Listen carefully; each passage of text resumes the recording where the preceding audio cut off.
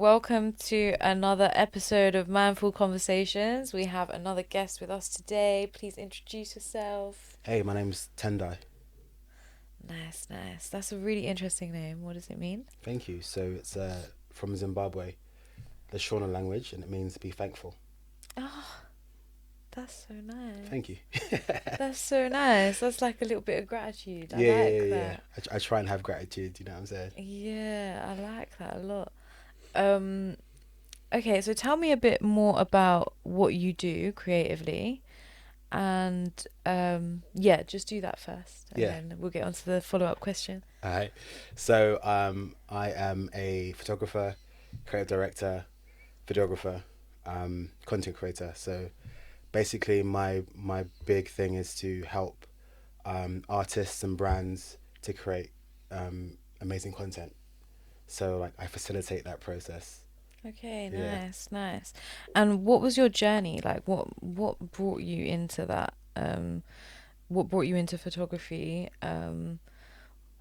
Who are your inspirations? Mm. And take me piece by piece, like, Bit by bit, yeah, yeah. step by step. So I went to Bruno University, and I wasn't sure exactly what I wanted to do, but I did like multimedia design. So I did that for a while, and I kind of specialized in graphic design, which was great, loved it. But I realized that I was spending too much time on the computer, and I like people. So I was like just spending hours and hours like changing a logo or changing a typeface, and I was like, I actually like being around people. So after I left university, I got a camera, and I was like, let me just see what happens. I'll buy a camera and just see what happens. And I got a camera, and I just like started to fall in love with photography. I started to look on like YouTube. I started to be inspired by other photographers, and I was like, in terms of lifestyle, this makes a lot of sense to me because it's like I'm spending a lot of time speaking to people, I'm shooting with people. Yeah, I'm editing, but the main thing for me is about like the energy on set. Like I love like when I'm doing a shoot and I'm asking the person, what are your goals? What are your dreams? Like, and then we're like, you can be as crazy as you want. Like do this, do that, and then they're suggesting things to me. So I love that interaction. That's what Mm, like gets me excited. So I was like, yeah, this makes sense to me, and I want to do this more and more and more and more and more. So yeah, that's how it started. that's really cool that you like took it upon yourself to get an item, which was a camera, and just like completely like dive into it, and then you found something that you really loved out of it. I think that's really cool. Absolutely. And you kind of love the process of interacting with people. I love that too. Mm. So like with Mindfully Create, I'm trying to bring creative people together that have like a personal struggle or like underlying mental health or any kind of like, you know, um like challenge that they've kind of overcome, but they're Mm. using creative energy to heal. Mm. So that's what I'm trying to bring people together. So I think we're similar in that way in Mm. terms of like the fact of like being around people Mm-hmm. and just and loving that process of bringing people together and bringing people's visions together. Yeah.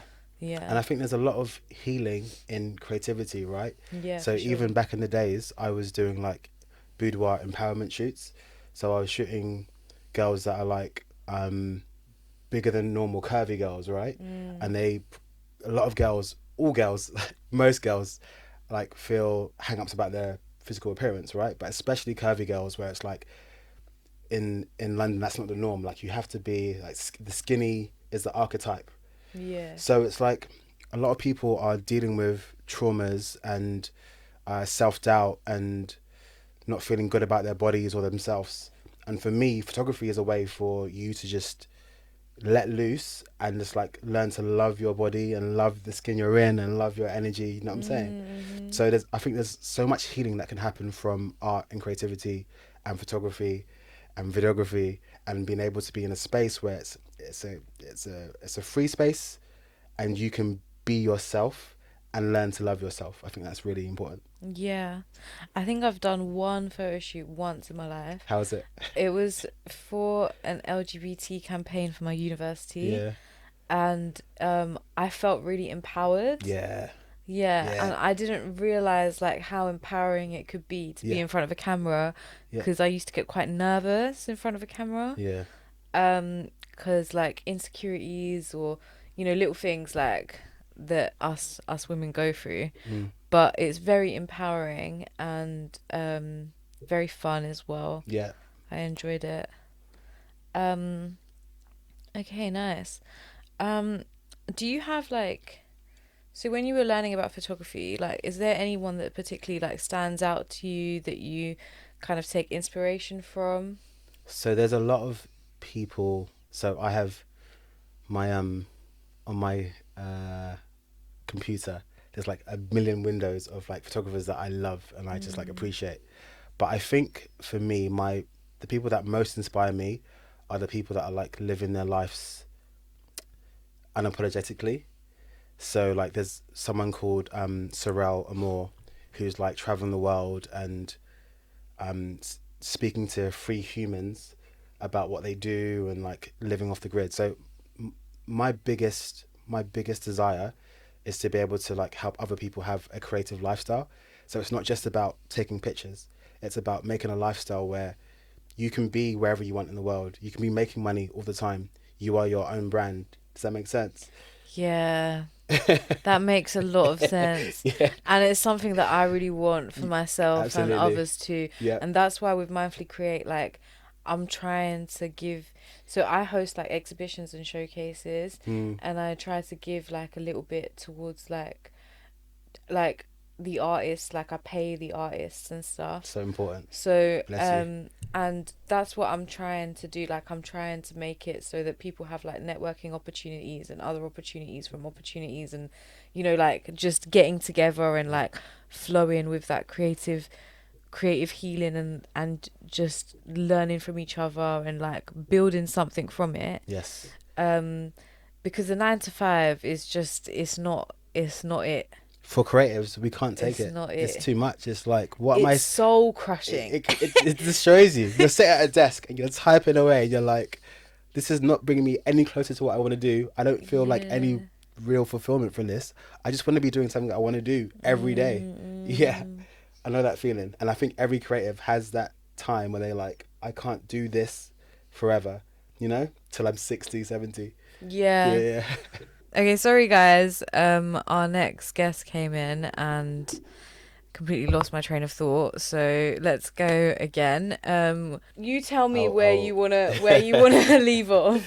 So my focus is to help artists and creative brands to like make a big splash online. Mhm. So like I want to make sure that I can create all of their content. So whether that's reels, stories, photos, videos, visualizers, whatever it is they need, I'm that guy.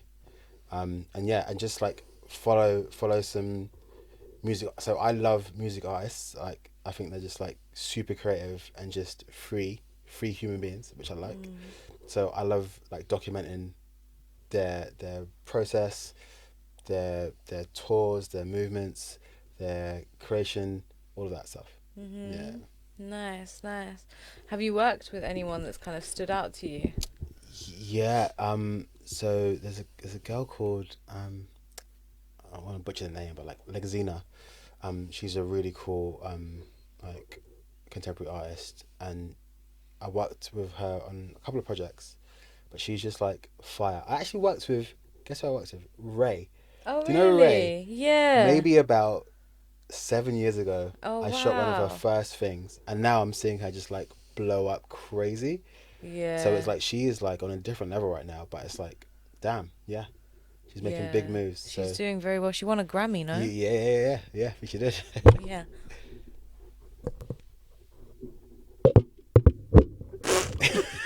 I don't know Mashing what up the place, happened. mashing up the I place. genuinely don't know what happened. I just touched it to move it closer to my Yeah, mouth, yeah. and it broke. We gotta keep this in. This is hilarious. This is hilarious.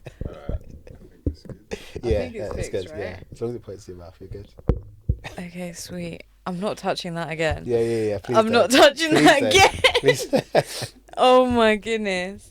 Okay, that was interesting. Anyway, we moved. Drama. Um, yeah, that's wild. Mm. Oh, that's so interesting. In terms of your journey and your creation, do you feel that you get like, because I know you spoke about like your interactions with people and loving that kind of interaction Yeah. and that empowering kind of theme. Yeah. Um, do you feel like you heal through your creation? Mm. Heal is a strong word. Yeah. I feel like I get creatively filled up Yeah. from my creation. Okay. Um, but what I've realized as well is sometimes it's not just about that aspect. Like one of the most looked over aspects for creatives is the money aspect. So you have to remember that like as creative as you want to be, money is so important. Yeah. Like it's a business at the end of the day. So Mm, you need money coming in. Like you can't go off um exposure, like everyone's like, just see exposure all the time. It's like, no, like I need to pay bills, I need to get paid. So my biggest like advice to creatives is, if you're going to go into this thing, obviously we do it because of the love, because we love it. It fires us up and we love helping other people, but also you need to find a way to monetize it so that you can survive, one, and then also thrive and like actually make money and be able to save money and to be able to get a house and a car and travel and all that stuff. So the money part is really important and the numbers are really important. And you need to get both the creativity and the business to like meld for it to be like amazing. yeah, but how do you feel that up and coming people can navigate that? Because I was having a discussion with another creative, Mm. and she was like, with people that she knows, like, people ask for discounts all the time. And then, Yeah. like, it's like when you're up and coming and you're just starting out, how do you monetize? Like, it's really difficult. And, um, how can you, because I'm thinking of it from my perspective of being like someone that's giving the opportunities. So, like, when I did my first event, I paid people way too much. Mm.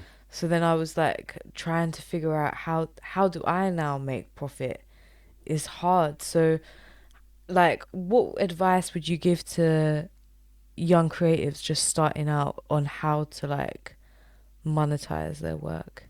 I would say like you definitely have to do free stuff, like for sure. Yeah. You have to kind of get your foot in the door. That's really important. You have to build a portfolio of some sort. So like I'm all about doing free work for a while, but I think at some point, I think the best way to do it is you don't have to charge £1 million. You can say like, I'm going to charge £50 for this job, and then £100, and then 250, and then Yeah. so if as long as you start and you make sure that like every job you do, if someone says do it for free, say like, no, this is my job. I can give you a discounted rate, so that's like something low, but like I still need to be paid. So you always get in the habit of being paid as Mm. soon as possible, then you can really build. And then you don't Yeah. feel like you're doing people out. Obviously, if there's someone that you think you can collaborate with and make amazing work, do it 100%. But if you get into the habit of not charging and always doing free work, you'll never like make the money you need to make, and you'll Yeah. resent it. You'll get yourself into a cycle Yeah, as it's a horrible well. cycle, and I've had Yeah. that cycle before. It's been really Mm. bad. You're trying to help everybody, but like you don't help yourself in the end. Mm-hmm. No, I hear that. Um, as well, like I know we're talking about the importance of like the finance side of things, but do you do what you do because you love what you do? Like, what drives you? Is it the money or is it the passion? It's the lifestyle. It's the lifestyle. It's a lifestyle. Okay. Waking up and being like, I can do what I want today. I have this really cool project I'm working with, these cool people I'm working with. I'm going to get paid and also have fun doing it. I'm going to help people. I'm going to be able to go somewhere different I've never been before. That's what like excites me. Yeah, Yeah. and complete freedom of your time and your money and your autonomy. Do you know what I'm saying? Yeah. Mm. Yeah. Yeah, yeah. That You're would feeling be. you visualized it. You're like, Yeah, yeah. because like I still do my day job, right? Sure. So, and even though I do love my day job, Of like course. working in mental health, but it can get to the point where I'm like, but I wish I was just doing this, like, Yes. Yeah. I know that feeling. Yeah, and Yeah. I miss like acting, singing and Yeah. things like that. So, yeah, yeah. It's just I've never thought about how to go about it. Mm. Yeah. Yeah. Yeah. So, You definitely need a plan. mhm, You mhm. definitely need a plan, and maybe for you, like speaking to somebody that's done it before and just Yeah, being like, okay, give me like a rough idea of like how you think I should go about this, finding the clients that you need, having an idea of like how much money you need a month, like working backwards, you know. But yeah. yeah, yeah, it's 100% possible. I think that's why I've kind of taken the route in my business to kind of be the one giving the opportunities Okay. rather than the one doing the actual performing. Okay. Because I think I think in a sense, like I kind of fear that rejection that you get in the industry. And like whereas if I'm giving the opportunities, I don't need to think about that. I hear you. You see what I'm But I'm saying? going to challenge you though. Yeah. Like you are going to have to be rejected. Like it's part and Yeah. parcel of being a creative, right? Yeah. Like, so the sooner you get over it, so even me, like if I want to work with people, I have to say these are my rates, these are my packages, and some people are gonna say no. They're gonna be like, nah, I'm not gonna Yeah. pay it, and then I have to deal with that, right? Yeah. But it's not a reflection of me; it's a reflection of them. But yeah, I think in the creative industry, you have to be willing to be rejected multiple times. Every big artist, every big singer, every big actor has been rejected so many times, and then like they get one thing and they blow, and that's it because they're like, no, I know my worth, I know how good I am, I can do this. Mhm. Mhm. Yeah. Yeah.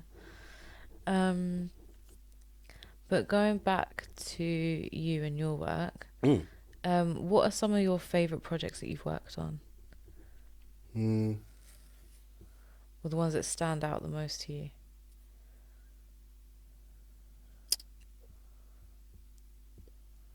My favorite projects have been. This is actually a difficult one. My favorite projects have been ones where I'm telling stories. So I love telling stories, and I love telling stories with people that are open and willing to give themselves to the camera in whichever way that is. So if it's like I'm shooting somebody and we're doing like an editorial, they are just like super free and open and honest about that. And if I'm doing like a video, speaking about to someone about their life and their journey and that stuff, as long as they're open and honest, that's like gold for me. Yeah. Mm, mm. Do you have like an example that you can describe? Actually, yeah, I do. So maybe 3 days ago, I had a friend come over from Canada, and we spoke for 45 minutes just about life and entrepreneurship and creativity and positivity in my studio. And it was just so like impromptu. It was just so like we just spoke about stuff. Yeah. And I was like, this is magic. You know what I'm saying? Like I enjoyed that, and then we had a shoot afterwards. But it was like getting to know her, her getting to know me, and us creating some sort of like magic atmosphere where we could do anything we wanted to do, right? And it Mm. just felt so good. So that was good. Mhm. For me, that was like an amazing day. Okay, nice, nice. Um, what kind of like themes do you like to draw out from people when you're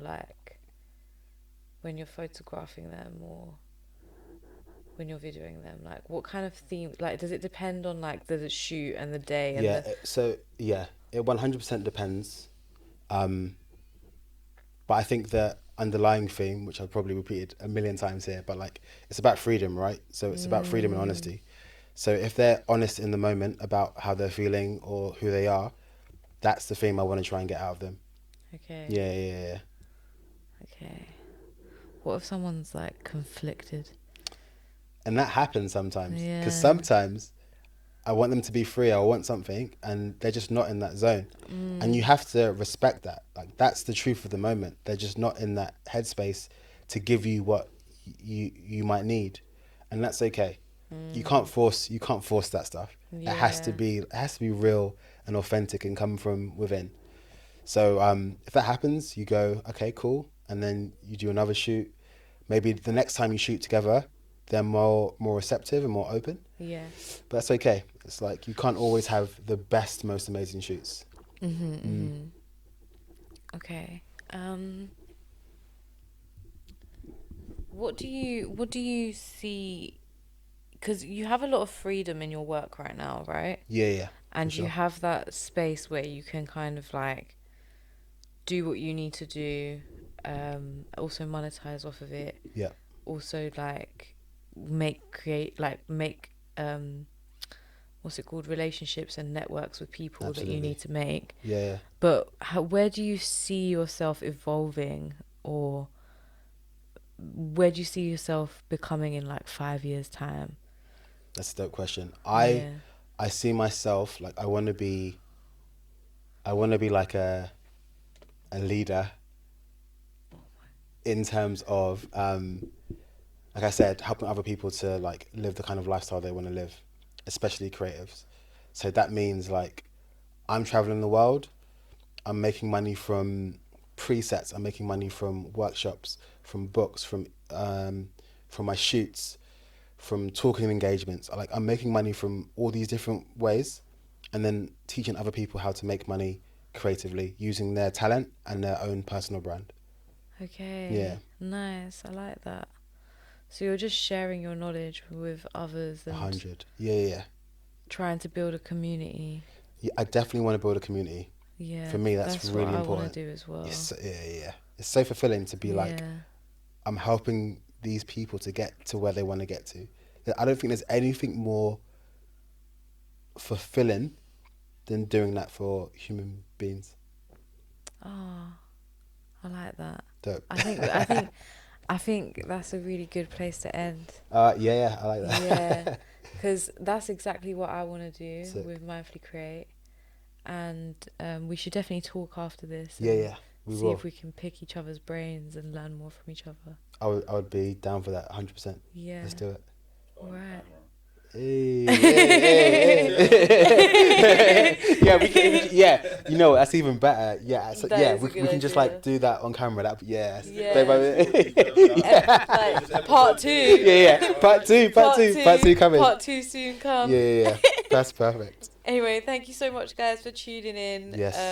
And let them know your socials. Yeah, so my name's Tendai Pottinger. You can find me on Instagram at tendai.pottinger. And my website is www.tendaipottinger.com. Let's get it.